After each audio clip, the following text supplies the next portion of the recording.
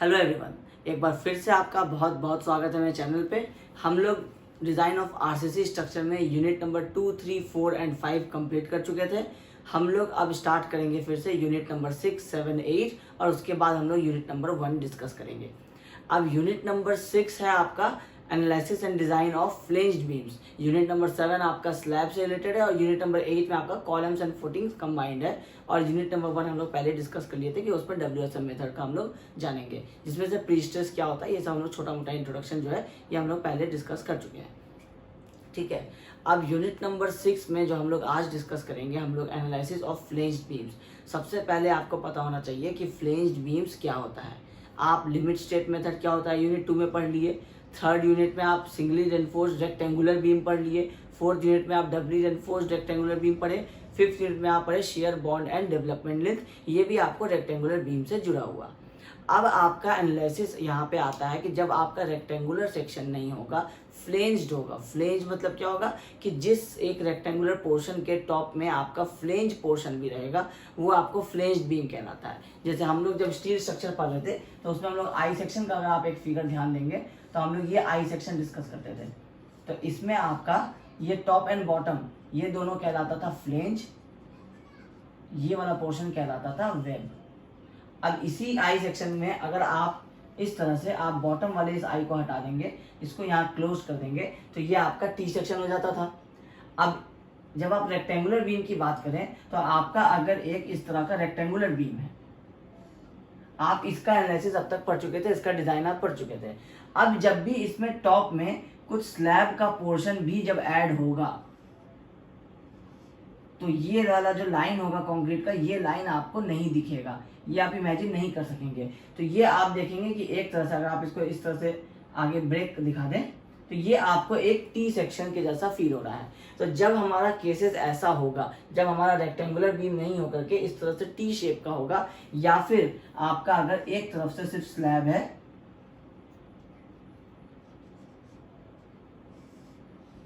कुछ इस तरह का कंडीशन है, तो ये आपका कहलाएगा एल बीम। इसको हम लोग लिखेंगे टी बीम क्योंकि ये टी शेप को दिखा रहा है, और ये आपका हो जाएगा एल बीम।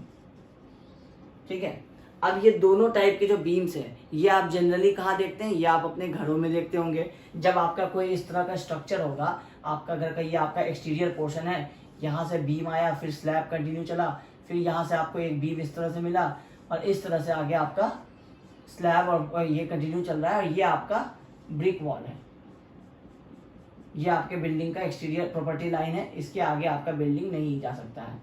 तो जब आप इस तरह के स्ट्रक्चर्स को देखेंगे, यहां भी अगर आप एग्जांपल के लिए कंसीडर कीजिए कि ब्रिक वॉल है, तो ऐसे बीम्स जो ये वाला जो पोर्शन है, अगर आप इसको कुछ इतना दूर अगर आप इमेजिन कीजिए तो ये जो पोर्शन है, ये पोर्शन आपको एक एल बीम का शेप दिखा रहा है। ये वाला जो पोर्शन है ये आपको एक टी बीम के जैसा फील हो रहा है, तो ये टी बीम के जैसा बिहेव करता है, ये एल बीम के जैसा बिहेव करता है।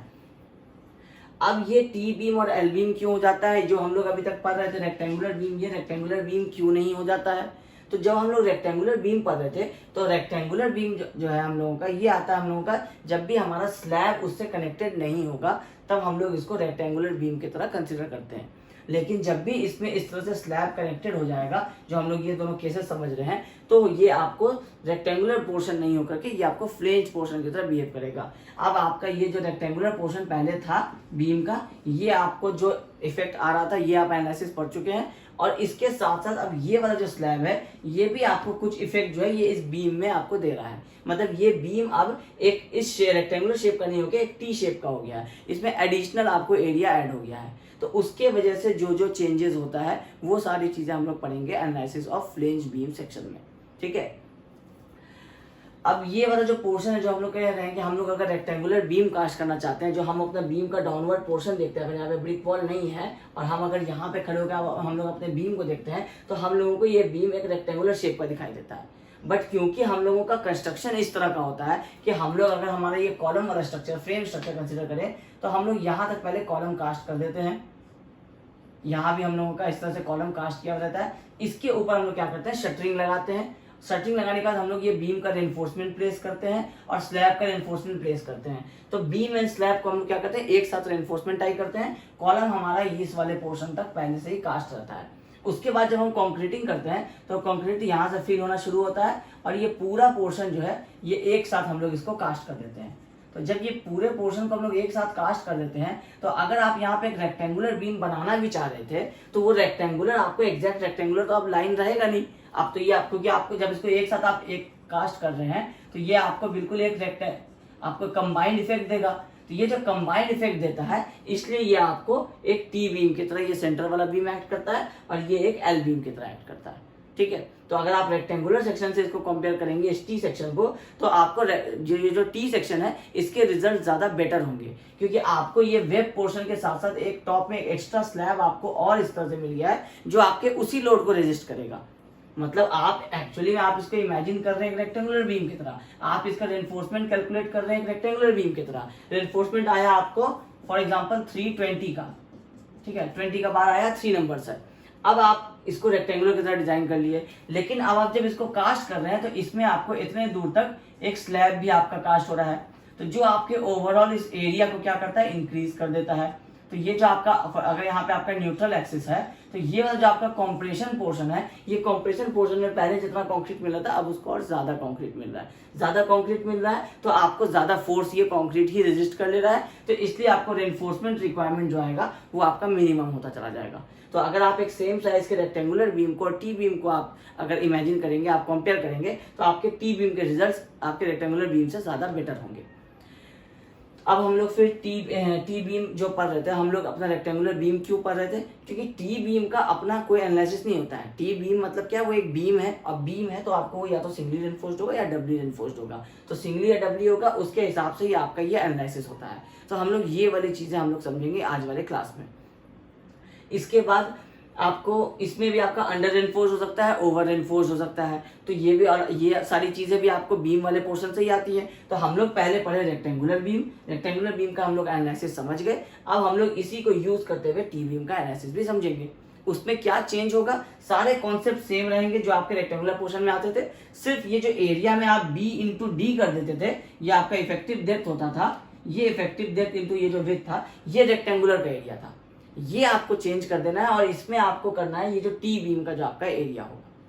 अब ये जो टी बीम का एरिया होगा इसको समझना ही पूरे इस प्लेन, आपका जो यूनिट नंबर 6 है इसमें आपको सिर्फ इस टी बीम के इस एरिया वाले कॉन्सेप्ट को समझना है, बाकी फॉर्मूलाज आपको इससे मैच करते हुए ही मिलेंगे, तो वो समझने में आपको ट्रबल नहीं होगा। आपको सिर्फ समझना है कि इस टी बीम का एरिया क्या लेंगे, क्योंकि अगर हमारा कुछ इस तरह का पोर्शन चल रहा है तो हम लोग टी को कितना दूर कंसिडर करेंगे, क्या हम लोग ये हाफ से कंसिडर करेंगे, जैसे ये दो बीम के बीच का जो पोर्शन हुआ ये हाफ इस टी में आएगा, या फिर इसका कुछ डिस्टेंस होगा जो आपको टी बनाएगा। तो ये सारी चीजें क्या होती है हम लोग ये चीज आज के क्लास में समझेंगे और पूरा एनालिसिस पोर्शन हम लोग आज डिस्कस करेंगे।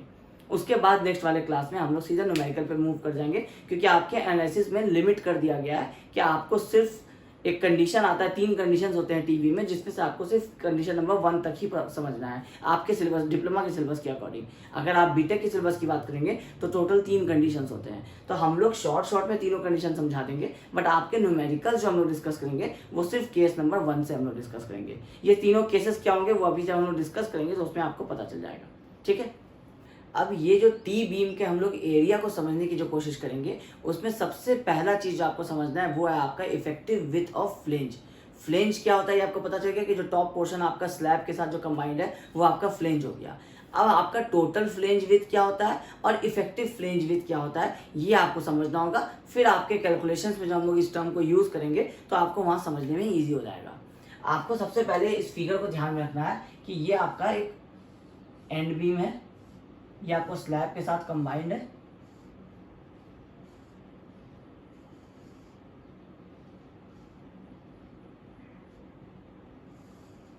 ये कुछ इस तरह का पोर्शन है। अब आपका ये वाला जो बीम है ये आपका एक टी बीम की तरह बिहेव करेगा, ये एल बीम की तरह करेगा, ये भी एल बीम की तरह करेगा। अब आपको ये समझ में कैसे, आपको पहले ये समझना होगा कि आपका एक्चुअल विड्थ ऑफ फ्लेंज क्या होता है। ये आपका वेब पोर्शन है, जैसे आई सेक्शन में होता है, ये आपका फ्लेंज हो जाएगा जितना भी दूर आएगा, और ये आपका वेब हो जाएगा। नीचे वाला फ्लेंज इसमें नहीं है, नीचे वाला फ्लेंज होता तो ये आई सेक्शन हो जाता। ठीक है, तो इसका जो विथ होगा, विथ तो हम लोग जब आरसीसी स्ट्रक्चर की बात करते हैं तो विथ को हम लोग बी से डिनोट करते हैं, तो ये वेब का विथ है तो इसको हम लोग बी डब्ल्यू से डिनोट करेंगे। अब ये हो गया आपको विथ ऑफ वेब। अब जो आपका टोटल, जैसे इस केस की अगर हम लोग बात करें, एक केस ऐसा हो सकता है कि आपका ये एक टी बीम आपको बता दिया गया है, आप इस तरह का एक टी बीम ही कास्ट कर रहे हैं जिसका ये टोटल साइज ही, इसमें और स्लैब नहीं है, ये एक इंडिपेंडेंट आपको टी बीम है, आइसोलेटेड इसको हम लोग कहते हैं। ये इंडिपेंडेंट नहीं कहलाता, ये कहलाता है आइसोलेटेड। मतलब कहीं पे ऐसा स्ट्रक्चर आप बना रहे हो जिसमें आप सिर्फ एक टी बीम ही आप अपने डिजाइन के लिए दे रहे हैं, तो ऐसे केस में ये जो आपका टोटल फ्लेंज विड्थ है ये हो जाएगा आपको total flange width, B F से हम लोग डिनोट करेंगे। बी हो गया विड्थ का और एफ हो गया फ्लेंज के लिए, और ये हो जाएगा बी डब्ल्यू। ठीक है, लेकिन अगर ऐसा केस नहीं हो, इस केस में तो आपको पता चल जाएगा टोटल विड्थ ऑफ फ्लेंज कितना है, तो जो भी गिवन है वो आपका टोटल विड्थ ऑफ फ्लेंज है। ऐसे केसेस में आपको नहीं पता चल जाएगा कि टोटल विड्थ ऑफ फ्लेंज क्या है, तो ऐसे केसेस में कहा गया, आईएस कोड कहता है क्लॉज नंबर 23.1 आपका टी बीम से रिलेटेड है, उसमें आपको मिलता है कि ये आपको विड्थ ऑफ वेब है, ये आपको सेंटर वाला बीम है, और ये आपको फिर एज वाला बीम है। तो इसमें जो आपका टोटल, अगर इस टी बीम की बात करें या आप इस एल बीम की किसी की भी बात करें, तो इसमें जो आपको टोटल ये जो विड्थ ऑफ द फ्लेंज हो जाएगा, ये हो जाएगा ये सेंटर टू सेंटर डिस्टेंस का हाफ। ये वाला पोर्शन जो इधर का हाफ है ये आपका एल बीम के लिए फ्लेंज बनेगा, ये टोटल आपका हो जाएगा एल बीम इस तरह से। ये जो आपका अगर टोटल ये स्पैन अगर आपका एल है तो ये वाला डिस्टेंस हो जाएगा यहां से आपको l/2। ठीक है, फिर आपको इस टी बीम के लिए ये वाला हाफ पोर्शन, ये भी इधर से सेम वैसे ही आपको एल हो जाएगा जैसे ये हो गया, और ये वाला जो पोर्शन है ये पूरा आपका टी बीम का आपका फ्लेंज हो जाएगा। तो इसको अगर हम लोग थियोरेटिकली कहें तो ये हो जाएगा आपको width of web plus half of clear span. ये आपका क्लियर स्पैन है, इसका हाफ, और इसका मतलब बोथ साइड्स में ये आपका half of clear span on both sides plus आपका विड्थ ऑफ वेब। ये वेब ऐड हो जाएगा, ये यहां तक का डिस्टेंस ऐड हो जाएगा इसमें, प्लस ये वाला डिस्टेंस तो ऐड हो ही गया, प्लस आपका ये वाला जो आपका क्लियर डिस्टेंस है ये डिवाइड बाई 2, और ये वाला जो क्लियर डिस्टेंस है ये डिवाइड बाई 2। ये टोटल को जब आप करेंगे तो ये आपको हो जाएगा टोटल विड्थ ऑफ फ्लेंज। अभी ये इफेक्टिव विड्थ ऑफ फ्लेंज नहीं हो रहा है, ये हो रहा है आपका टोटल विड्थ ऑफ फ्लेंज। जब आप इस तरह के टी बीम की बात करेंगे तो आपका टोटल एरिया जो हो जाएगा वो कुछ ये ग्रीन वाला शेड जो आप देख रहे हैं ये हो जाएगा। और जब आप एल बीम की बात करेंगे तो ये वाला पोर्शन आएगा सेम, फिर आपको इधर भी एल बीम का ऐसा ही हो जाएगा, ये वाला डिस्टेंस भी आपको l/2 हो जाएगा, और प्लस आपको ये BW हो जाएगा विड्थ ऑफ वेब। ये कहता है आईएस कोड क्लॉज 23.1। इसमें आपको टी बीम्स में जहां पे आपको इफेक्टिव विड्थ ऑफ फ्लेंज लिखा हुआ है वहां पे आप सबसे पहले ये फॉर्मूलाज देखने से पहले आपको ये वर्ड्स गिवन है कि जब भी आप टोटल विड्थ ऑफ फ्लेंज की बात करेंगे तो टोटल विड्थ ऑफ फ्लेंज किसी भी केस में, या इफेक्टिव उसमें लिखा है वर्ड्स में कि इफेक्टिव विड्थ ऑफ फ्लेंज जो है वो किसी भी केस में इस BW प्लस ये हाफ और ये हाफ से ज्यादा नहीं हो सकता है, क्योंकि ये टोटल आपका क्या है, टोटल विड्थ ऑफ फ्लेंज। अब इफेक्टिव लेंथ हम लोग जैसे पढ़ते थे तो टोटल लेंथ से क्या होता था, वो कम ही होता था कि टोटल लेंथ में से कितना लेंथ हमारा इफेक्टिव हो रहा है उस लोड को या उस मोमेंट को कैरी करने में, तो वो होता था हमारा इफेक्टिव लेंथ। सेम वैसे ही कॉन्सेप्ट यहाँ पे आ रहा है कि टोटल विड्थ ऑफ फ्लेंज में से कितना विड्थ ऑफ फ्लेंज है जो आपका, जैसे कुछ इतना लेंथ होगा ये वाला पोर्शन जो ये आपको बीम में इस तरह से आपको हेल्प कर रहा है आपको लोड बेयर करने में, और बाकी जो है वो आपको एज अ स्लैब ही सिर्फ वर्क कर रहा है। फ्लेंज टोटल विड्थ इतना है, मगर कुछ ये पोर्शंस है जो ये पोर्शन आपको बीम में एक्ट नहीं करके स्लैब की तरह एक्ट कर रहे हैं। तो ये चीज हम लोगों को निकालना पड़ता है कि कितना टी बीम हमारा एनालिसिस में हेल्प कर रहा है, उस टी बीम का ही हम लोग एरिया लेते हैं और उससे हम लोग आगे का कैलकुलेशन करते हैं। तो ये जो हम लोग इफेक्टिव निकालते हैं विड्थ ऑफ फ्लेंज, ये कहलाता है आपको इफेक्टिव विड्थ ऑफ फ्लेंज, जिसके लिए आपको आईएस कोड में फॉर्मूलाज गिवन है। और ये फॉर्मूलाज आपको याद रहने चाहिए, क्योंकि एग्जाम में जब आपको न्यूमेरिकल आएगा, अगर आपको न्यूमेरिकल डिजाइन पर्पस का आ गया तो डिजाइन के केस में आपको इफेक्टिव विड्थ ऑफ फ्लेंज खुद से निकालना पड़ेगा। और जब आप एनालिसिस का न्यूमेरिकल करेंगे उसमें आपको moment of resistance find out करने का आएगा, तो उसमें आपको इफेक्टिव विड्थ ऑफ फ्लेंज बहुत ज्यादा चांस है कि आपको गिवन रहता है। तो इसलिए आपको ये फॉर्मूलाज जो है ये आपको याद होने चाहिए। आपको टी बीम के लिए 2 फॉर्मूलाज है, एल बीम के लिए आपको 2 फॉर्मूलाज है। टी बीम में भी आपको 2 कंडीशन है, एक जब आपका इस तरह से कंबाइंड स्ट्रक्चर रहता है तो उस केस में, और एक जब इस तरह से आपका सिंगल रहता है जिसको हम लोग आइसोलेटेड बोलते हैं, तो ये वाला फॉर्मूला आपको उस केस का है। सेम एल बीम के साथ भी है। कंबाइंड स्ट्रक्चर की आप बात कर रहे हैं तो एल बीम का इफेक्टिव विड्थ ऑफ फ्लेंज का फॉर्मूला ये वाला हो जाएगा। अदरवाइज अगर हम लोग सिर्फ एल बीम की बात कर रहे हैं, इस तरह से कुछ एक सिर्फ एल बीम है इस तरह का, तो इसकी बात कर रहे हैं तो आपको फॉर्मूला ये वाला हो जाएगा। अब ये फॉर्मूला क्या क्या है ये भी आपको आईएस कोड में पेज क्लॉज 23.1 में आपको नेक्स्ट वाले पेज में आपको ये चारों फॉर्मूला जो है वो गिवन है। अब क्या कह रहा है, फॉर टी बीम्स, जब आप लोग टी बीम्स की बात करेंगे तो 2 कंडीशन है। पहला है आपको कंबाइंड वाला, जब आप पूरे स्ट्रक्चर की बात कर रहे हैं तो उसमें आपको जो इफेक्टिव विड्थ ऑफ फ्लेंज है वो हो जाएगा L0/6 plus BW plus 6 into DF।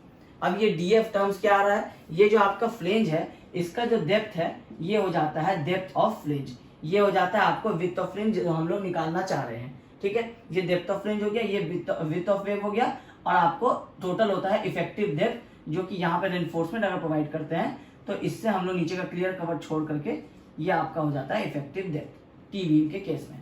ये 4 टर्म्स आपको बार बार आएंगे, width of wave, width of flange, BF और BW से डिनोट करते हैं, डेप्थ ऑफ फ्लेंज DF होगा और टोटल डेप्थ हो जाएगा वो D हो जाएगा। अगर आपको इसका डेप्थ निकालना है तो ये आपको D माइनस DF हो जाएगा। ठीक है, तो बेसिकली ये तो आपको डिराइव्ड है, ये 4 वैल्यूज जो है ये वैल्यूज आपको बार बार आपके कैलकुलेशन में आते रहेंगे। तो आपको फॉर्मूला कहता है कि इफेक्टिव विड्थ ऑफ फ्लेंज निकालना है अगर टी बीम्स के लिए, ऐसे केसेस के लिए, तो ऐसे केसेस में फॉर्मूला है L0/6 plus BW plus 6 into DF, depth of flange into 6 plus width of wave plus L0/6। अब ये L0 क्या है, ये L0 है आपका कि अगर आप इस बीम की बात करेंगे, ये बीम अगर आपका एक इस तरह के स्पैन में है तो इस बीम के ऊपर लोड आ रहा है, और अगर इसका फॉर एग्जांपल बेंडिंग मोमेंट कुछ इस तरह का बना, अगर ये कंटिन्यूअस बीम है तो या फिर आपको फिक्स्ड बीम है तो इसमें आपको यहाँ पे फिक्स्ड मोमेंट आएगा टॉप में। तो ये जो आपका पॉइंट ऑफ कॉन्ट्राफ्लेक्शन है 2 पॉइंट, इसका जो डिस्टेंस होगा ये डिस्टेंस है आपका L0। और जब हम लोग सिंपली सपोर्टेड बीम की बात करेंगे तो सिंपली सपोर्टेड बीम में बेंडिंग मोमेंट डायग्राम अगर यूडियल है तो फिर कुछ इस टाइप का होगा। तो इसमें आपको पॉइंट ऑफ कॉन्ट्राफ्लेक्शन जो होगा ये टोटल क्या हो जाएगा, जो आपका लेंथ ऑफ द बीम है वही आपका हो जाएगा। तो मतलब सिंपली सपोर्टेड के केस में L is equal to L0 हो जाएगा, और आपका जब भी फिक्स्ड बीम रहेगा तो उस केस में जो आपका L0 हो जाएगा वो आपको हो जाएगा 0.7 इंटू L। मतलब जो आपका टोटल इफेक्टिव स्पैन रहेगा, फॉर एग्जांपल अगर 6 मीटर दिया हुआ है तो अगर आपको L0 निकालना है तो ये हो जाएगा 4.2 मीटर, 0.7 ऑफ द ये 6 मीटर हो जाएगा, ये हो जाएगा फिक्स्ड के कंडीशन में। और अगर आपको सिंपली सपोर्टेड बीम गिवन है तो जो आपको स्पैन गिवन है 6 मीटर का वही आपका L0 हो जाएगा इसमें जो आप यूज करते हैं। ठीक है, तो ये 2 कंडीशन है, ये होता है आपको L0। 2 पॉइंट ऑफ कॉन्ट्राफ्लेक्शन के बीच का जो डिस्टेंस होता है वो L0 होता है। वो L0 आपको फिक्स्ड के केस में 0.7 इंटू L हो जाएगा, सिंपली सपोर्टेड के केस में आपको L is equal to L0 हो जाएगा। ठीक है, ये हो गया आपको टी बीम्स के लिए ऐसे कंबाइंड केस में। जब आप आइसोलेटेड की बात करेंगे सिंगल टी बीम्स की तो आपको ये विड्थ ऑफ फ्लेंज हो जाएगा L0 divided by L0/B plus 4, और ये टोटल इसमें ऐड कर देंगे हम लोग विड्थ ऑफ वेव। अब ये L0 के साथ L0 डिवाइडेड बाई B है, ये B क्या है, ये आपको ये टोटल विड्थ, जब आपको इस तरह का पोर्शन दिया हुआ है तो इसमें ये वाले पोर्शन और ये वाला पोर्शन जब आपको डिफाइन कर दिया है तो आपको ये टोटल B बता देगा। अब इसमें से आपको कितना पोर्शन है जो आपके इस रेक्टेंगुलर बीम के साथ कंबाइंड होकर के एक टी बीम का इफेक्ट दे रहा है, ये होता है हम लोगों का width of flange, effective width of flange. ये B जो है ये आपका टोटल विड्थ ऑफ फ्लेंज है। तो यहाँ जो हम लोग ये B यूज करते हैं ये हम लोगों का आइसोलेटेड के केस में टोटल विड्थ। अब वो total width L0 divide by total width करेंगे, प्लस 4 करेंगे, इस टोटल को डिवाइड करेंगे, अब प्लस BW करेंगे तो हम लोगों को ये इफेक्टिव विड्थ ऑफ फ्लेंज मिल जाएगा BF ऐसे T के केस में। और जब हम लोग अब हम लोग L में आ जाते हैं तो जब हम लोग ऐसे कंबाइंड में L की बात कर रहे हैं तो इसमें इफेक्टिव विड्थ ऑफ फ्लेंज जाता है L0/12, जो यहाँ L0/6 था ये अब इस T के केस में था, इससे आप और हाफ कर देंगे तो ये L0/12 हो जाएगा, प्लस BW प्लस यहाँ 6DF था, यहाँ पे आपका 3DF हो गया। तो बेसिकली इसी फॉर्मूला का ये बाई 2 कर देते हैं, लेकिन एक्चुअल बाई 2 नहीं करते क्योंकि विड्थ ऑफ फ्लेंज आपका एज इट इज है। ठीक है, तो ये वाला जो बाकी पोर्शन था उसको आपको ये 6 को 3 कर दिया गया और L0/6 को L0/12 कर दिया गया, ये इसका हाफ हो गया। ठीक है, आप इसको इस तरह से भी लिख सकते हैं कि आप यहाँ पे प्लस 3DF लिख देंगे और यहाँ पे आप इस तरह से BW लिख सकते हैं। तो ये जो टोटल पोर्शन है ये है आपको ये वाले स्पैन का लेंथ। और बाकी BW तो आपको as it is width of web रहेगा ही, ठीक है। अब जब आप इसी एल में आइसोलेटेड की बात करते हैं, सिंगल एल की, तो इस केस में ये वाला फॉर्मूला जो है ये एल नॉट आपको 0.5 से मल्टीप्लाई हो जाता है, तो ओवरऑल ये वाला वैल्यू क्या हो जाता है, ये आपका हाफ हो जाता है। जो यहाँ पे वैल्यू निकल करके आता उसको आप 0.5 से मल्टीप्लाई कर देंगे तो ये आपको टी के बदले एल का बन जाएगा, और इसमें आप विड्थ ऑफ अपना वेब ऐड कर देंगे तो ये आपका effective width of flange for isolated L beams हो जाएगा।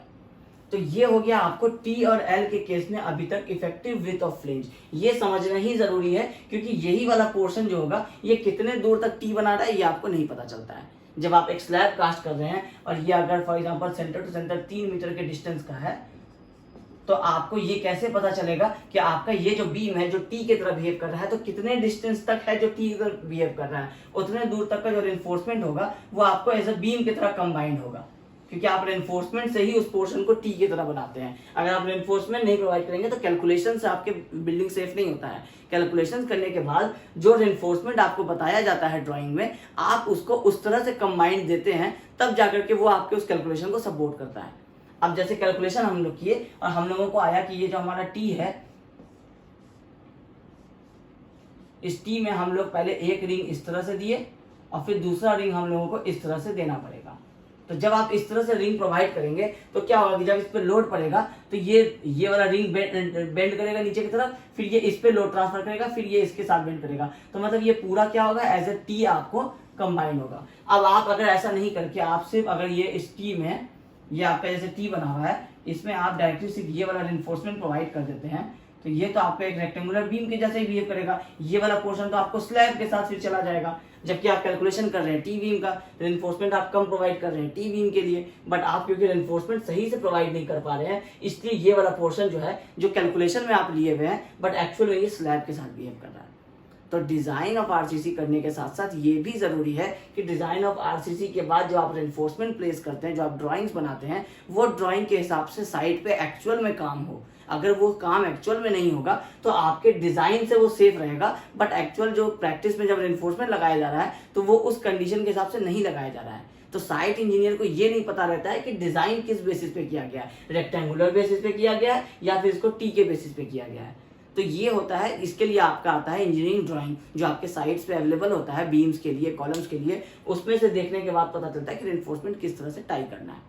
तो एक डिजाइन इंजीनियर को कैलकुलेशन करने के साथ साथ ये भी समझ में आना चाहिए कि अगर हम लोग इसको टी बीम बना रहे हैं तो एक रेक्टेंगल, अगर यही वाला बीम आप देखेंगे तो ये वाला बीम रेक्टेंगुलर बिहेव करेगा या टी बिहेव करेगा, तो ये होगा आपके रेनफोर्समेंट प्लेस करने के हिसाब से पता चलेगा।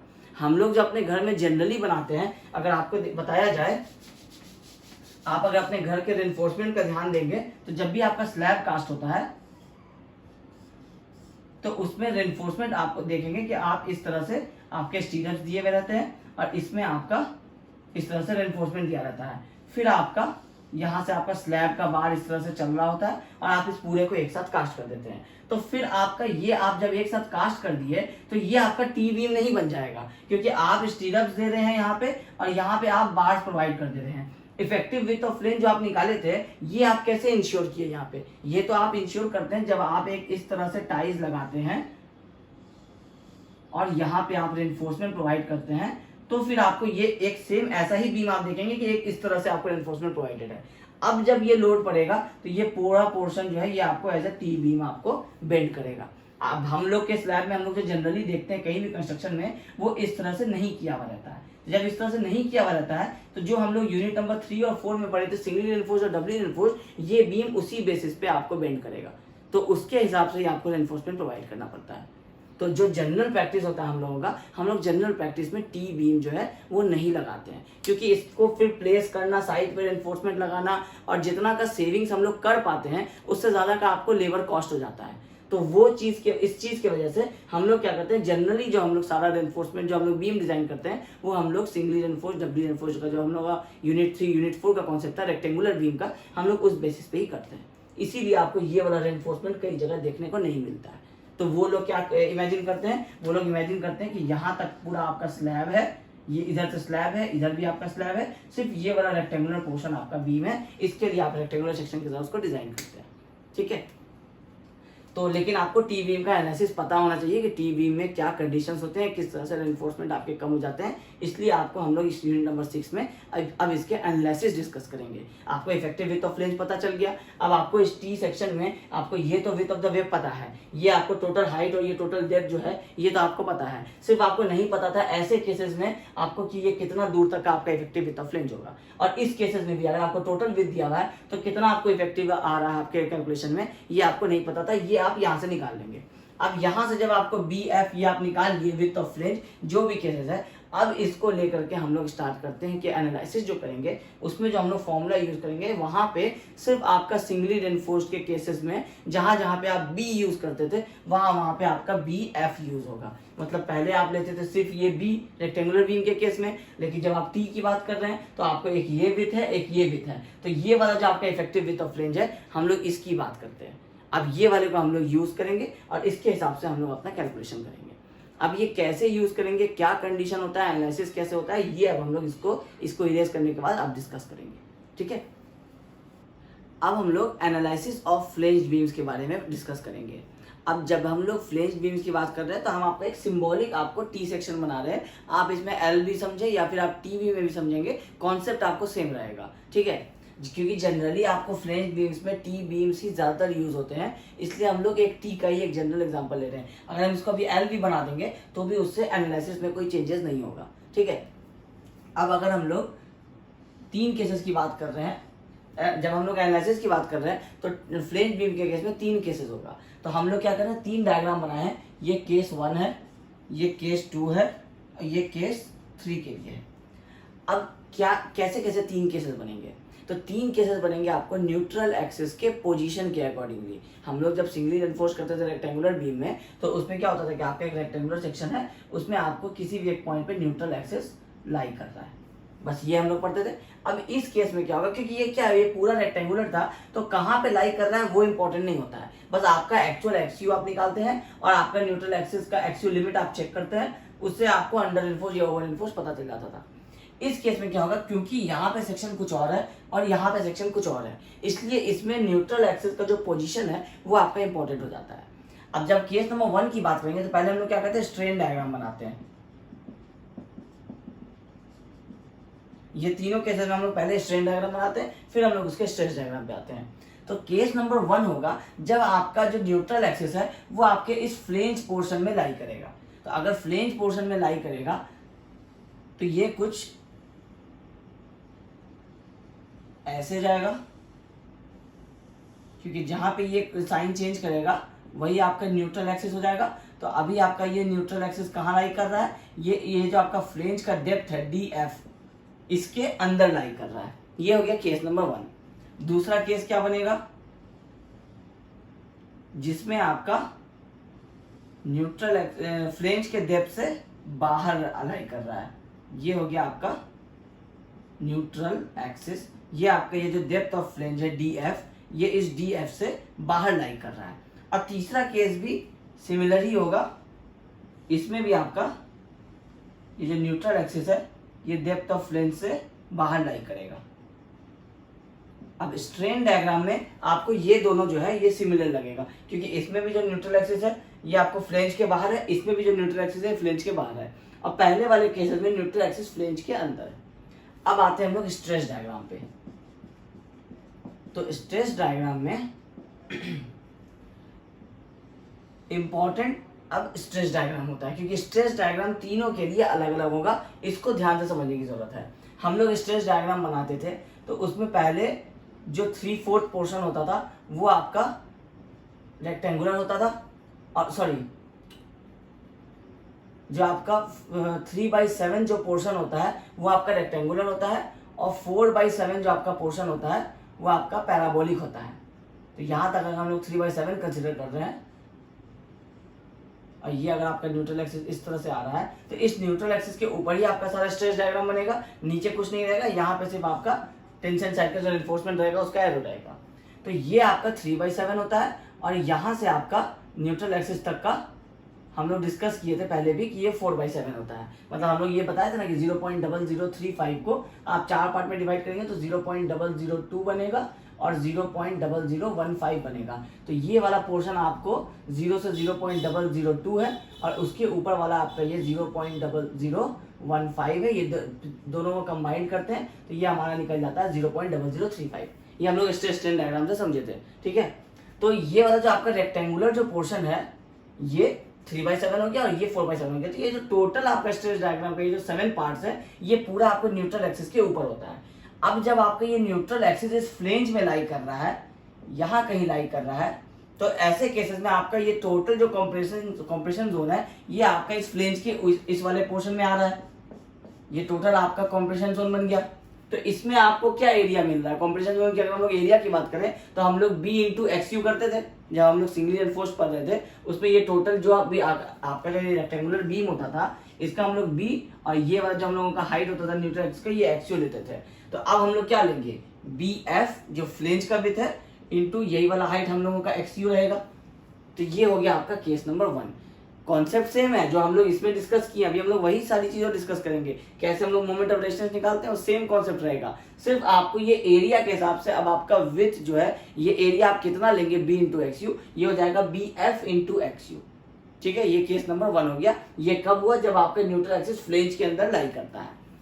अब ये एक केस हो गया। अब दूसरा केस क्या कह रहा था कि आपका न्यूट्रल एक्सिस जो है ये फ्लेंज के बाहर लाई करता है।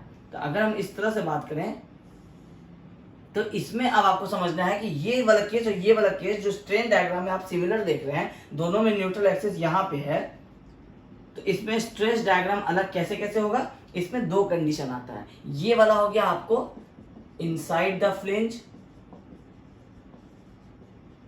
ये केस नंबर 1 की हम लोग बात कर रहे हैं। केस नंबर 1 हो गया इनसाइड द फ्लेंज और केस नंबर 2 और 3 ये दोनों हो गया आपको आउटसाइड द फ्लेंज। अब आउटसाइड द फ्लेंज में ये आपको 2 केस हो रहा है। अब इस 2 केस में पहला केस क्या कह रहा है कि ये जो आपका रेक्टेंगुलर पोर्शन है 3/4 जिसको आप कहते हैं 3/7, ये रेक्टेंगुलर पोर्शन आपका फ्लेंज के अंदर रहेगा, बाकी आपका यहां से पैराबोलिक जाएगा और ये इस न्यूट्रल एक्सिस पे आके एंड हो जाएगा। और थर्ड केस क्या कह रहा है कि ये वाला जो रेक्टेंगुलर पोर्शन है आपका ये भी फ्लेंज से बाहर जाएगा, उसके बाद ये आपको पैराबोलिक होकर के एंड हो जाएगा। मतलब ये जो पैराबोलिक वाला जो पोर्शन है जो कि आपका 4/7 पार्ट होता है, इस केस में देखिएगा तो ये थोड़ा सा फ्लेंज के अंदर आ रहा है और बाकी आपको फ्लेंज के बाहर आ रहा है। 2 केस हो रहा है।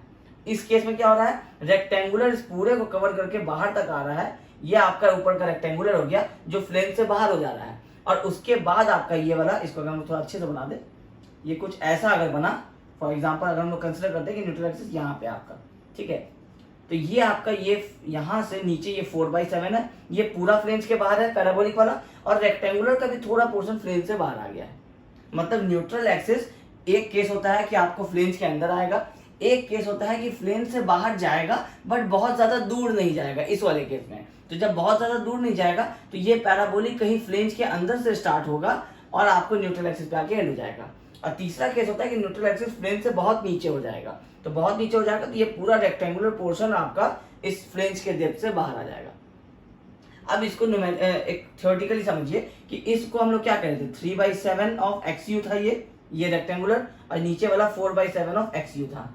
इस केस में भी ये 3/7 ऑफ XU था और ये 4/7 ऑफ XU था। हम लोग इसको इस तरह से भी लिख सकते हैं कि ये जो फर्स्ट वाला केस है इसमें हम लोगों का XU is less than DF, ये हम लोगों का एक केस बन रहा है क्योंकि हमारा जो ये न्यूट्रल एक्सिस है ये डेप्थ ऑफ फ्लेंज से कम है। इस केस में क्या हो रहा है, XU is greater than DF, ये हमारा केस बन रहा है, बट इसके साथ साथ कंडीशन क्या हो रहा है, कंडीशन हो रहा है कि XU is not greater than 3,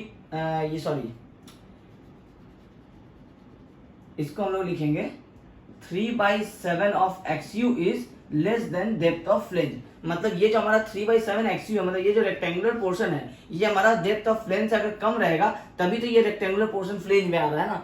तो इसको हम लोग इस तरह से लिख सकते हैं कि 3/7 of XU is less than this height depth of flange. तो इसको ही हम लोग यहाँ इस तरह से लिखेंगे। मतलब ये 2 कंडीशन आ गया आपको इस वाले केस में कि XU तो ग्रेटर होगा ही DF से, तभी तो XU बाहर लाई कर रहा है, बट इसके साथ साथ 3/7 XU जो होगा ये DF से कम होगा।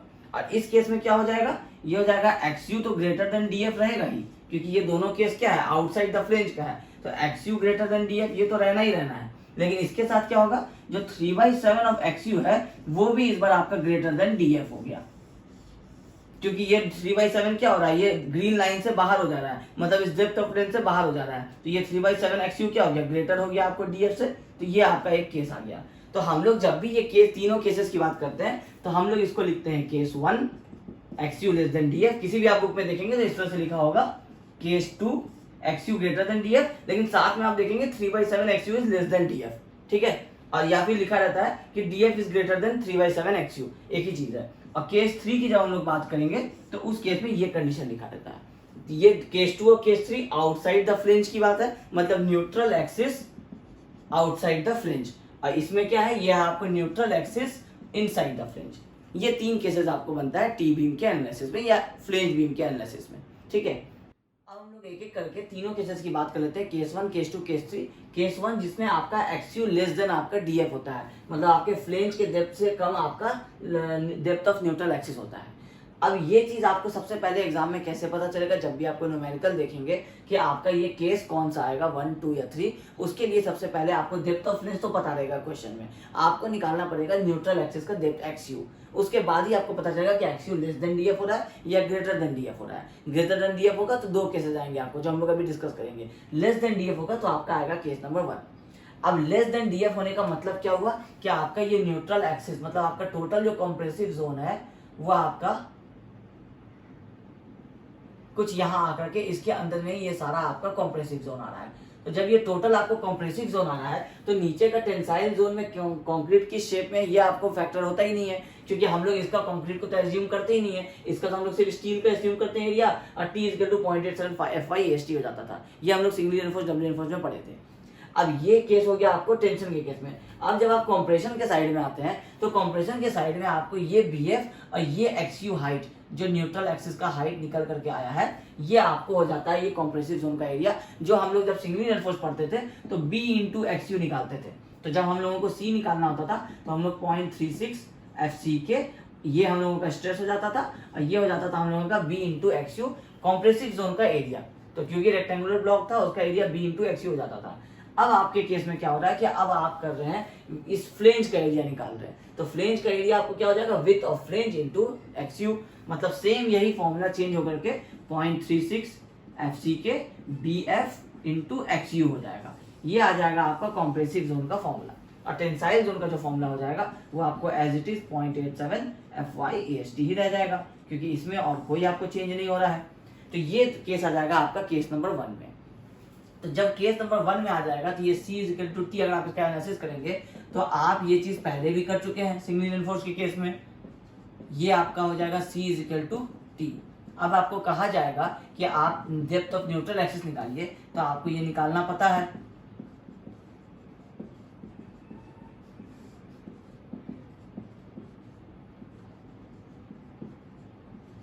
ये आपका निकल जाएगा इससे डेप्थ ऑफ न्यूट्रल एक्सिस। तो आपको जब ये सारे कंडीशंस आपके पता होंगे तो आप जब डेप्थ ऑफ न्यूट्रल एक्सिस निकालेंगे तो यहां से आपको पता चल जाएगा कि XU is less than DF। तो जब XU is less than DF आपको निकल के आ जाएगा तो आपको समझ में आ जाना चाहिए कि ये केस नंबर 1 हो रहा है। XU जो है मतलब न्यूट्रल एक्सिस, ये सारा जो स्ट्रेस ब्लॉक है ये आपको इसी फ्लेंज के डेप्थ के अंदर आ रहा है। जब फ्लेंज के डेप्थ के अंदर आ रहा है तो ये टी शेप का एनालिसिस आप कर ही नहीं रहे हैं, आप कर रहे हैं सिर्फ इस रेक्टेंगुलर शेप का एनालिसिस। तो रेक्टेंगुलर शेप का एनालिसिस मतलब case number 1 is equal to आपका जो सिंगली रेनफोर्स्ड बीम आप पढ़े थे वो सेम कॉन्सेप्ट आपका इसमें लागू हो गया, सिर्फ चेंज होते जाएगा। आपको ये विड्थ के जगह पे B के जगह पे BF हो जाएगा, क्योंकि रेक्टेंगुलर जब आप लेते थे उसमें ये विड्थ आपका B होता था, अब आप T ले रहे हैं और T में आपका सारा जो स्ट्रेस है इसमें क्या होता था, ये न्यूट्रल एक्सिस होता था, तो ये आप निकालते थे B × XU। इस केस में क्या हो रहा है, ये वाला जोन आ रहा है तो इस वाले जोन का एरिया निकाल लीजिए, जैसे यहाँ निकाले थे, तो ये BF × XU हो जाएगा। बस ये है आपका केस नंबर 1 में। अब आपका XU लेस देन DF हो गया, केस नंबर 1 में आ गया। अब इसमें आपका 3 केस हो सकता है, या तो वो अंडर रेनफोर्स हो सकता है, ओवर रेनफोर्स हो सकता है, या बैलेंस हो सकता है। तो आपको XU निकालने के बाद निकालना है XU लिमिट, और XU लिमिट आपको पता है कि 3 केसेस के लिए अलग अलग होता है। उससे आपको चेक कर लेना है कि XU less than XU limit है, या फिर XU = XU लिमिट है, या फिर XU आपका ग्रेटर देन XU लिमिट है। अब ये तीनों चीज हम लोग क्यों चेक करते थे, ये अंडर रेनफोर्स के लिए, ये बैलेंस्ड के लिए, और ये आपका ओवर एनफोर्स्ड के लिए। ये तीनों चेक करते थे कि अगर आपका अंडर एनफोर्स्ड होगा तो हम लोग एक्सयू लेंगे या एक्सयू लिमिट का वैल्यू लेंगे, वो बैलेंस होगा तो हम लोग कोई सा भी वैल्यू ले सकते हैं। और अगर ओवर एनफोर्स्ड होगा तो आपको, क्योंकि हम लोगों को एक्सयू लिमिट क्योंकि हम लोगों को ओवर एनफोर्स सेक्शन डिजाइन नहीं करना है आपको IS 456 के अकॉर्डिंगली, तो हम लोग जो सिग्नल एनफोर्स में डिस्कस कर रहे थे वो यही कर रहे थे कि अगर आपको मोमेंट ऑफ रेजिस्टेंस पूछता है, एनालिसिस का क्वेश्चन होता है, तो आप एक्यूरेट मोमेंट ऑफ रेजिस्टेंस बताइए। तो एक्यूरेट मोमेंट ऑफ रेजिस्टेंस क्या होता कि अगर आपका एक्सयू ग्रेटर देन एक्सयू लिमिट आता तो हम लोग आपको कहते हैं कि एक्सयू यूज कीजिए।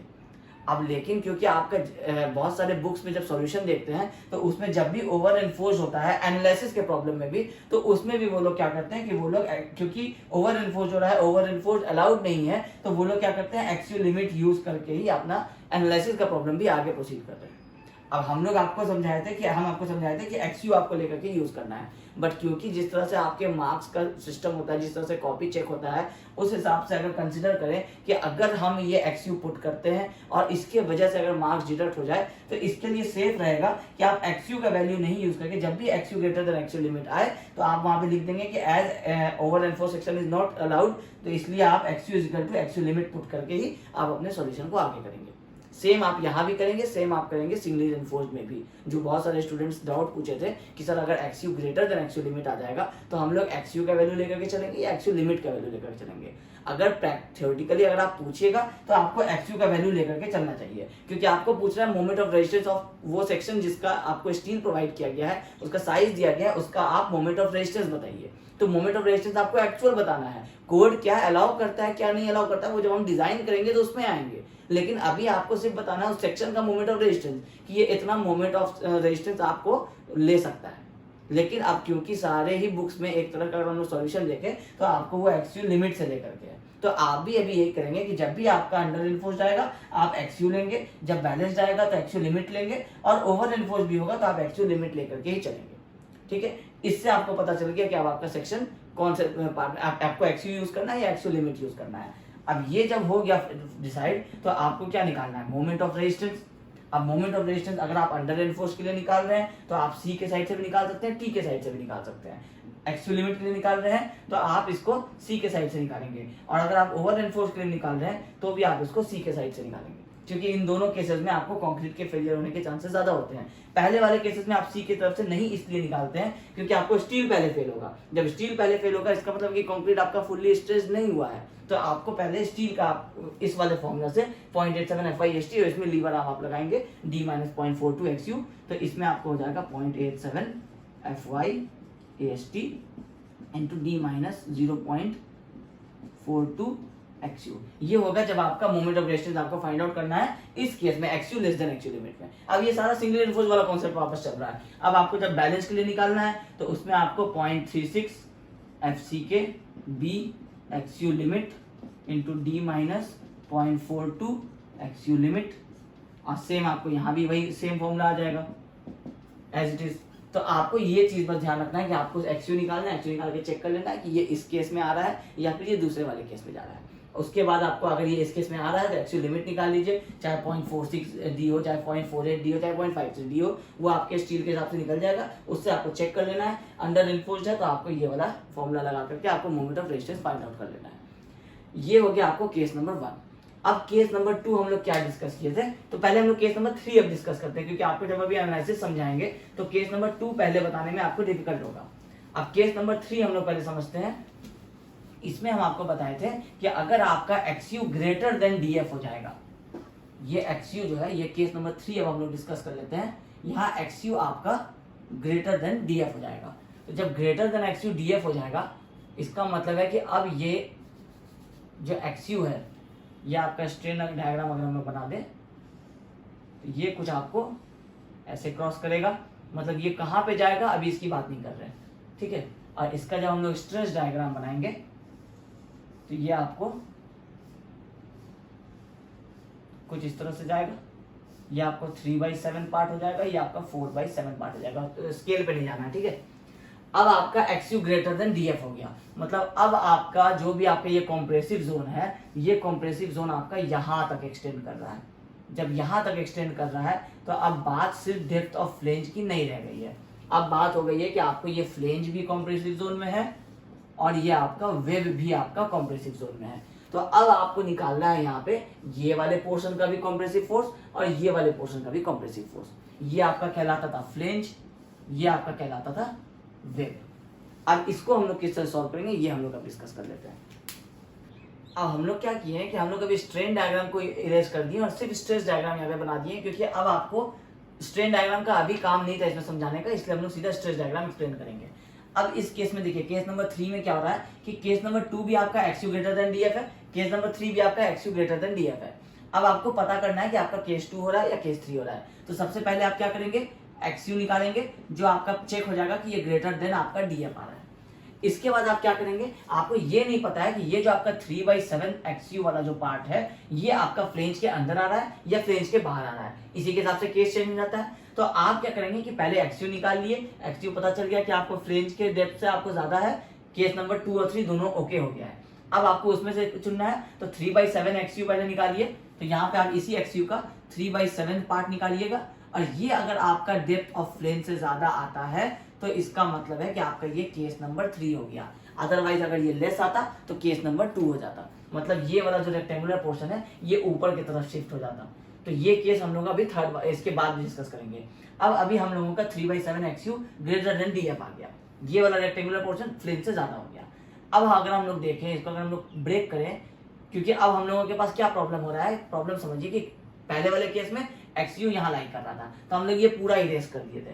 अब एक्सयू कहाँ लाई कर रहा है, यहाँ लाई कर रहा है। अब यहाँ लाई कर रहा है तो ये जो मेरा पूरा ये टी शेप है यहाँ तक का, ये मेरा हो गया है कॉम्प्रेसिव जोन। यहाँ तक का जो डिस्टेंस है ये टोटल मेरा कॉम्प्रेसिव जोन हो गया है। अब यहाँ पे स्टील था तो ये आपको टेंसाइल में ये तो 0.87 FY AST हो जाता है, इसका तो टेंशन है नहीं, ये तो हो गया टी। प्रॉब्लम है कि अब सी जो है आपका वो 2 पोर्शन में आप ब्रेक होगा। 2 पोर्शन मतलब इस टी को अगर आप 2 पोर्शन में ब्रेक करेंगे तो ये वाला जब आपका पहला पोर्शन होगा, ये जो आपका रेक्टेंगुलर बीम के शेप का दिख रहा है, ये क्या होता है, ये विड्थ ऑफ वेब होता है BW, तो ये भी क्या हो जाएगा, विड्थ ऑफ वेब हो जाएगा। तो ये जो विड्थ ऑफ वेब इंटू ये जो हाइट है, ये हाइट कितना है, एक्सयू है, यहाँ से जो ये हाइट था ये टोटल एक्सयू हम लोग यहाँ तक जानते हैं। तो ये जो रेक्टेंगुलर बीम है आपको पता है कि टोटल सी जो हो जाएगा ये सी वेब प्लस सी फ्लेंज हो जाएगा।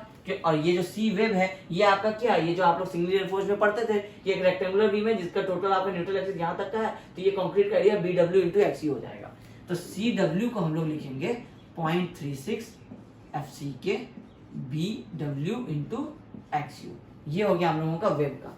अब रह गया आपके पास रिमेनिंग ये वाला पोर्शन और ये वाला पोर्शन, ये जो टी बीम आपका बना रहा है या एल बीम बना रहा होता, तो टी बीम बनाना तभी हम लोग उसको ही एनालिसिस पढ़ रहे हैं।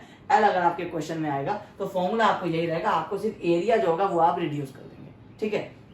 जनरली टी बीम ही समझाया जाता है, इसलिए टी बीम ही हम लोग अभी डिस्कस कर रहे हैं। अब ये जो रिमेनिंग पोर्शन रह गया, अब इसको समझने की जरूरत है। इस वाले केस में क्या हो रहा था, अब इसको अगर हम लोग यहाँ पे सेपरेट बनाए तो ये हो रहा था आपका हाइट एक्सयू और ये हो रहा था BW। इसमें आपको स्ट्रेस कैसा लग रहा था, इस टोटल एरिया की बात करें तो ये आपका स्ट्रेस आ रहा है, मतलब ये है आपका टोटल स्ट्रेस डायग्राम। इसमें आपको रेक्टेंगुलर भी आ रहा है, पैराबोलिक भी आ रहा है। तो इसको हम लोग सॉल्व कर चुके हैं सिंगल रिइंफोर्स्ड वाले में, तो ये वाला वैल्यू आता था, सिर्फ हम लोग इसमें टर्म को अलग अलग कर दिए। अब आप देखिए इस वाले पोर्शन को, इसमें आपको ये पैराबोलिक तो आ नहीं रहा है, ये जो आपका पोर्शन है ये वाला इस साइड में और इस साइड में, ये जो दोनों आपका फ्लेंज पोर्शन है ये दोनों में आपको पैराबोलिक रेक्टेंगुलर एरिया यहाँ तक चल रहा था। इसमें पूरे में रेक्टेंगुलर स्ट्रेस है और स्ट्रेस का वैल्यू कितना है 0.446 FCK। एरिया कितना है, ये जो आपका टोटल विड्थ ऑफ फ्लेंज था माइनस विड्थ ऑफ वेब कर दिए, तो आपको ये वाला डिस्टेंस और ये वाला डिस्टेंस निकल के डिवाइड बाई 2 कर देंगे तो 1 आ जाएगा। तो हम लोग को तो दोनों ही निकालना है, तो इस वाले डिस्टेंस को आप शॉर्ट में लिख सकते हैं BF माइनस BW/2, और इसको भी आप लिख सकते हैं BF माइनस BW/2। तो जब आपको कॉम्प्रेसिव जोन निकालना है, CF निकालना है, तो आप इसको जब दोनों को ऐड करेंगे तो ये हो जाएगा आपका BF माइनस BW। ये टोटल आपको इस एरिया का, आपको इस पोर्शन का एरिया हो जाएगा। अब इसमें स्ट्रेस लग रहा है सिर्फ रेक्टेंगुलर, तो सिर्फ रेक्टेंगुलर लग रहा है तो 0.36 FCK करने की जरूरत ही नहीं है, ये तो सिर्फ डायरेक्टली 0.446 FCK, क्योंकि यहाँ तक का वैल्यू 0.446 FCK है और ये रेक्टेंगुलर के अंदर में ही आ रहा है। तो अगर आप सी फ्लेंज निकालना चाहेंगे तो ये हो जाएगा 0.446 FCK और इसका एरिया हो जाएगा B flange minus B web. ये हो गया आपका सी एफ। तो अब आपको अगर टोटल सी निकालना हो तो आप लिखेंगे 0.36 F C K B W X you plus आप लिखेंगे 0.446 F C K B flange minus width of web. ये टोटल आपका हो गया कॉम्प्रेसिव फोर्स सी। और ये आपको टी तो आपको पता ही है कि इस केस में भी टी में कोई चेंज नहीं होगा, T is 0.87 F Y A S T. ये हो गया केस नंबर 3 के लिए। अब इसमें भी आपको सेम कॉन्सेप्ट लगाना है। एक्स यू आपको अगर निकालने कहा जाएगा तो आप एक्स यू निकाल सकते हैं। इसके लिए आप कर देंगे, पहले आप इसको कंपेयर करेंगे, सी इज इक्वल टू टी करेंगे। इसको हम लोग यहाँ पे कर देते हैं। जब आप c is equal to T करेंगे तो c का पोर्शन हो जाएगा आपको 0.36 F C K B web into x you plus 0.446 F C K B F minus B W. और ये इज इक्वल टू हो जाएगा 0.87 F Y A S T. अब कहा जाएगा कि आप एक्स यू निकालिए तो पहले आप इसको इधर ले आएंगे तो ये टोटल हो जाएगा 0.87 F Y A S T minus 0.446 0.446 F C K into B F minus B W और डिवाइडेड बाई, जब आप इधर एक्स यू निकालेंगे तो ये सारा चीज आपको डिनोमिनेटर में आ जाएगा 0.36 F C K B W. ये भी चीज आप कर चुके हैं जब आप डबली रेनफोर्स कर रहे थे। ठीक है, तो केस 1 जो हो गया वो आपको सिंगली रेनफोर्स का एनालिसिस सेम हो गया। केस 3 जो हो गया ये आपको डबली रेनफोर्स के जैसा दिख रहा है। इसमें आपको ये वाला पोर्शन आपको सिंगली रेनफोर्स का था वेब का, जो एक्स्ट्रा पोर्शन आया तो आप ये वाला पोर्शन उसमें माइनस कर दिए और डिवाइडेड बाय आपको ये सारा टर्म जो है 0.36 एफ सी के और ये आपका बी डब्ल्यू, ये सारा आपको नीचे आ गया।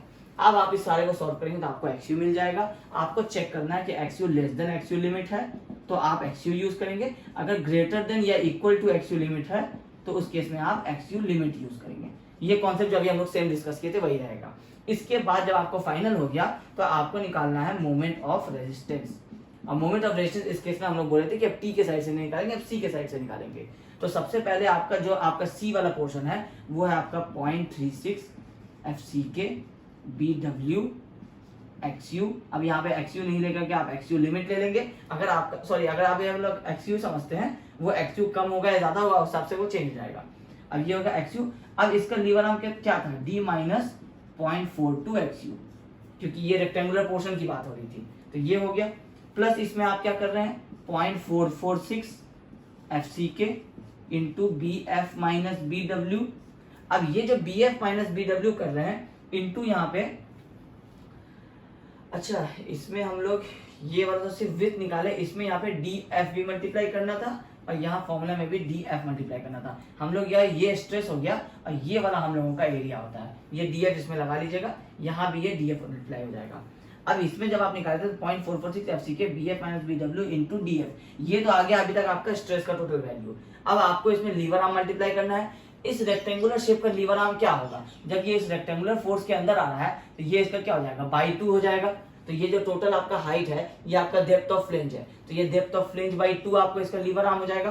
तो यहाँ पे आप इसको कर देंगे D minus depth of flange by 2, क्योंकि आपको इफेक्टिवली टोटल डी कहाँ से आता है, टॉप से लेकर के रेनफोर्समेंट के सेंटर तक ये आपका डी होता है। अब आप सी इक्वल टू टी करते हैं तो आप जब यहाँ से आप निकालना चाहेंगे, इस वाले केस में निकालते थे तो ये क्या हो जाता था, ये 0.42 एक्स यू ऊपर से इसका डिस्टेंस होता था, ये सारा हम लोग निकाल चुके हैं, तो ये वाला डिस्टेंस हो जाता था डी माइनस टोटल यहाँ तक डी माइनस 0.42 एक्स यू। अब इस केस में क्या हो जाएगा D minus D F by 2, यहाँ से ये वाला डिस्टेंस हो जाएगा D minus D F by 2, तो ये हम लोग यहाँ लगा देंगे। ये टोटल आपका हो जाएगा मोमेंट ऑफ रेजिस्टेंस का फॉर्मूला टी बीम के केस में, जब आपका 3/7 एक्स यू भी आपका ग्रेटर हो और एक्स यू भी आपका ग्रेटर देन डी एफ हो। अब जब आपका 3/7 एक्स यू लेस हो जाएगा डी एफ से तो उस केस को हम लोग कहते हैं केस नंबर 2। तो हम लोग 1 समझ लिए, 3 समझ लिए, अब केस नंबर 2 समझ लेते हैं।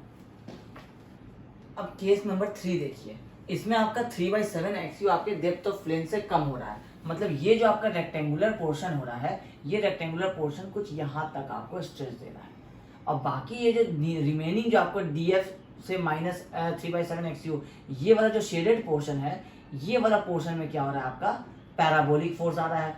अब बाकी आपको इस वाले पोर्शन में भी आपको पैराबोलिक फोर्स आ रहा है। यहाँ तक आपका लीवर आर्म है, सॉरी न्यूट्रल एक्सिस है।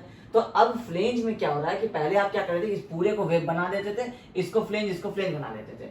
अब आप इसको फ्लेंज इसलिए नहीं बना सकते हैं अलग अलग, क्योंकि इसमें आपको थोड़ा दूर रेक्टेंगुलर हो रहा है, थोड़ा दूर आपको पैराबोलिक हो रहा है। और ऐसा भी नहीं कि इसके नीचे में यहाँ पे कहीं पे स्टील दिया हुआ है जो आप इसको एक रेक्टेंगुलर सेक्शन मान सकते हैं। तो इसके एनालिसिस में होता है प्रॉब्लम। तो इसका एनालिसिस भी जो है ना, ये आपको होता वैसे सेम है कि आपको पहले हम ये बता देते हैं कि इसमें प्रॉब्लम सॉल्व कैसे करते हैं। तो इसमें क्या होता है कि आप जब इसको सॉल्व नहीं कर सकते हैं, आपको जो ये एरिया निकालना होगा, ये डायरेक्टली आपको B F into D F करके आप नहीं निकाल सकते हैं।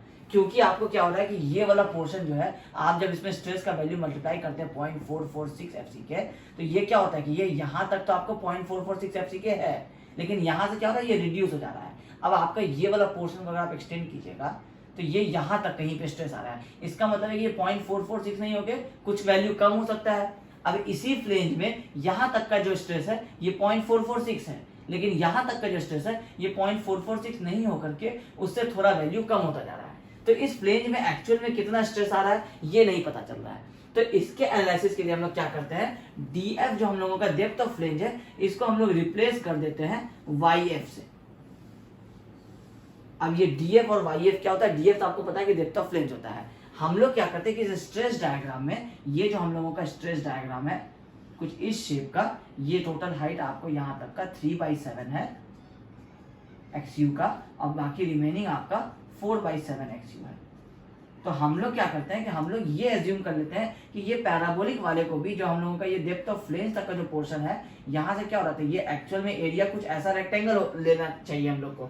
ये रेक्टेंगल ले लेंगे तो हम लोगों का सॉल्व आसान हो जाएगा, बट ये क्या हो रहा है, यहाँ पे पैराबोलिक हो रहा है। तो हम लोग क्या करते हैं कि इस पैराबोलिक को नहीं लेकर के इस वाले रेक्टेंगुलर पोर्शन को कंसिडर कर लेते हैं, और इसका जो ये टोटल हाइट है ये हम लोग YF दे देते हैं इसका नाम। क्योंकि अब आप इसको एग्जैक्टली डीएफ नहीं बोल सकते हैं, क्योंकि डीएफ यहाँ तक का जो वैल्यू था और यहाँ तक आपका एक्चुअल में डीएफ है, बट उसमें यहाँ तक का जो स्ट्रेस था वो अलग था और यहाँ तक का जो स्ट्रेस था वो अलग था। तो इस प्रॉब्लम को सॉल्व करने के लिए हम लोग डीएफ को हम लोग YF कर देते हैं।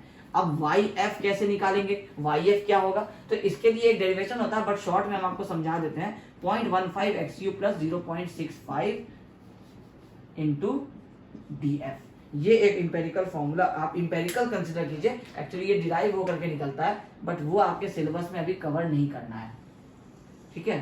तो ये YF निकालने का फॉर्मूला होता है 0.15 of XU plus 0.65 of DF। आप इस तरह समझ सकते हैं 15% ऑफ XU और 65% ऑफ DF जो आपका डेप्थ ऑफ रेंज है, इसको कंबाइन करके जो आपका हाइट आता है वो हो जाएगा आपका YF।